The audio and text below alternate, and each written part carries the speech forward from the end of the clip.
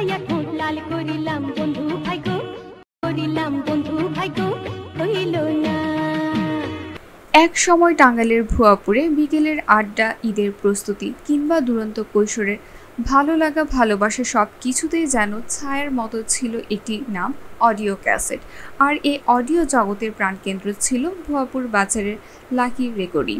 ৮০ দশক থেকে শুরু করে ২০০০ সাল পর্যন্ত এটি শুধু দোকান ছিল না, ছিল এলাকার যুব সমাজের আবেগ, বিনোদন, কখনো বা গোপন অনুভবের ঠিকানা। সেই সময় পুরো ভুয়াপুর উপজেলা, এমনকি আশেপাশের গ্রামগঞ্জ থেকে তরুণরা ছুটে আসতো লাকি রেকর্ডিংয়ে।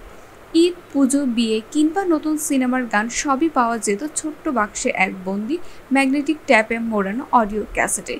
কেউ শুনতো LRB ব্র্যান্ডের প্রয়াত আইয়ুব বাচ্চুর,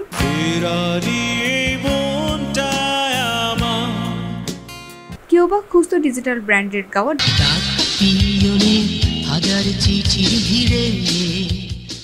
এছাড়াও হাজার অ্যালবাম থাকতো এসব দোকানে।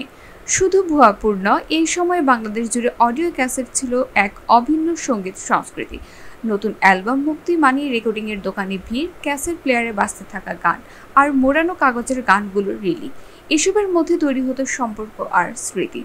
তবে সময়ের স্রোতে বদলেছে সবকিছু। ২০০০ সালের পর থেকে ডিজিটাল যুগের আবির্ভাবের ক্যাসেট হারিয়ে যেতে শুরু করে। সিডি, MP3, এরপর ইউটিউব ও স্ট্রিমিং সার্ভিসের যুগে আজকের প্রজন্মের কাছে অডিও ক্যাসেট শুধু একটি বিস্ময়কর শব্দ। আর লাকি রেকর্ডিং, সেটিও এখন কেবল স্মৃতির পাতায়। তবে অনেকে এখন বুকের ভেতর তুলে রেখেছেন এই সময়কে। কারো আলমারিতে আজও অযত্নে পড়ে আছে কিছু ক্যাসেট, কারো কানে এখনও বাজে সেই পুরনো প্রেম গান। অডিও ক্যাসেটের বিদায় শুধুমাত্র এক প্রযুক্তির পতন নয়, এটি এক সময়ের, এক সমাজের ও এক আবেগের অধ্যায়ের পরিসমাপ্তি। ভুয়াপুরা লাকি রেকর্ডিং সে অধ্যায়ের এক উজ্জ্বল পৃষ্ঠা হয়ে আজও জেগে আছে অনেকের হৃদয়ে।